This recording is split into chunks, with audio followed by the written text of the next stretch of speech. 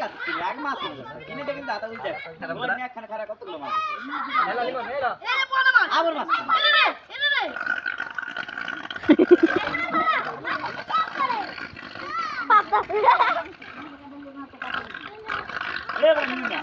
এই যে গাছ করে করাই গাছ চলে না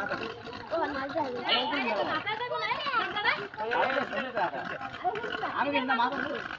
উঠু আইন না দেখুন যাবে পুরো মাছ কয়লা মাছ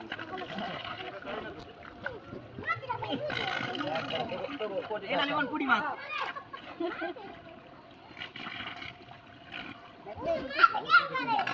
তিন মাছ মনে বেশি না কিরে এই মাছ বলা হইতে গেছে এই দেন না সাথে ও ওই মাছটা পলাইতাছে এই দেখ তুমি লেও যাও